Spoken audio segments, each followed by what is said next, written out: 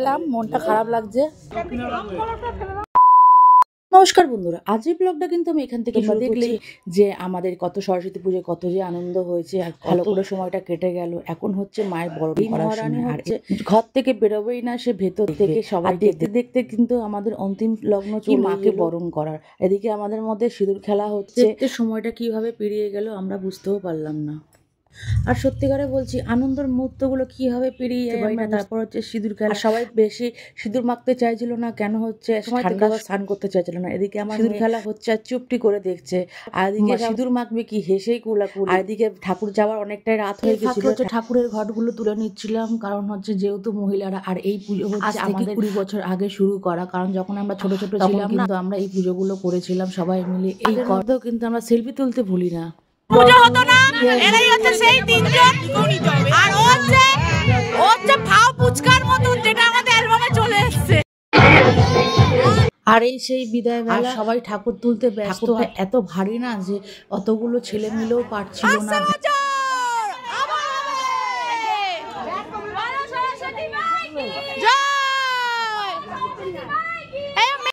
ঠাকুর ছিল যখন কত ভালো লাগছিল, আর এখন দেখো কত মনটা খারাপ হয়ে যাচ্ছে।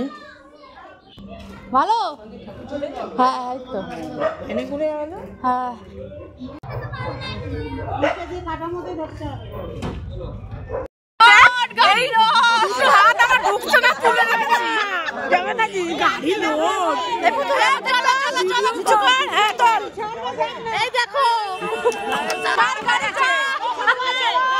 আর যেহেতু অনেক বছর পর এই পুজোর আয়োজন করা হয়েছে না, সবাই মিলে বলেছে যে গঙ্গায় যাবো, কিন্তু আমরা বুঝতে পারিনি যে এত লোক হয়ে যাবে, নাহলে আমরা আর দেখো তাও ঠিকই আছে। আর সুজন তেঁতুল পাতায় নজন, তো আমরা এইখানে সবাই মিলমিশ করে গেলাম। আর সেই অন্তিম লগ্ন চলে, আর এই বছরে বিসর্জন দিয়েছিলাম মাকে আমরা বাগবাজার ঘাটে, কিন্তু আমরা কোনোদিন বাগবাজার ঘাটে আসি না, আমরা আইজলা ঘাটেই যাই। এই দেখো আর কতটা খারাপ লাগছে। আর এই সময় না ছিল হচ্ছে আমরা তো কোনো মতেই তোমার গঙ্গার পাড়তেই পারতাম না, কারণ হচ্ছে সব মাটি পায়ে স্লিপ করে যেতাম। এই জন্য আমরা লোক দিয়ে কি করেছিলাম, বিসর্জনটা দিয়ে দিয়েছিলাম। আর এদিকে যে ছোট ছোট বাচ্চাগুলো রয়েছেন, আমার মেয়ের বয়সে বিসর্জন দেওয়া দেখে তোমার কান্নাই করে দিয়েছিল, আর আমাদেরও চোখ ভরে জল। কারণ হচ্ছে এই পুজোটা নিয়ে সবাই 1 মাস ধরে প্ল্যানিং করে সরস্বতী পুজোয় আসবে, কি পড়বে না পড়বে, কিন্তু এই মুহূর্তটা কিরম ফট করে চলে আসে না, আমরা নিজেরাও বুঝতে পারি না।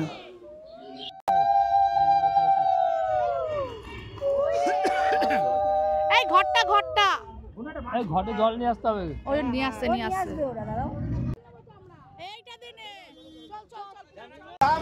একটু গঙ্গা জল, একটু স্যার একটু গঙ্গা জল আনতে, একটু লেডিসদের গঙ্গা জল আনতে। বাইরে চলে যেতে বলুন, বাইরে।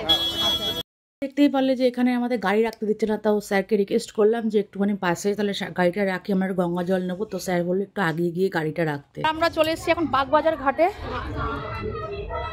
জল খুব কম, নামা যাচ্ছে না, তাও এই ঘাটটা দিয়ে তাও নামা যাচ্ছে।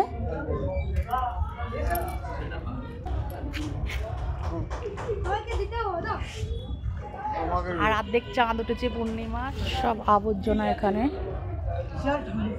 আর আনতে গেছে জল নেব। এই তো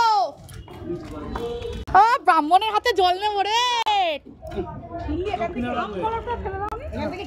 আমরা প্রত্যেকবারই কিনি, 40 টাকা করে নেয়।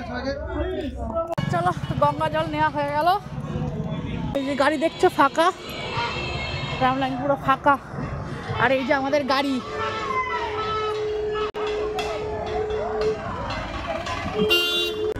আর দেখো গাড়ির জ্যামটা দেখো তোমরা।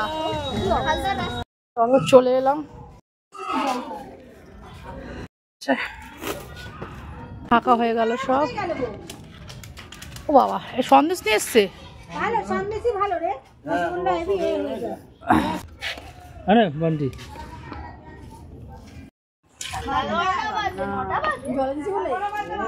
না খারাপ লাগছে, যখন জলে দিচ্ছে তখন খারাপ লাগছে, কিন্তু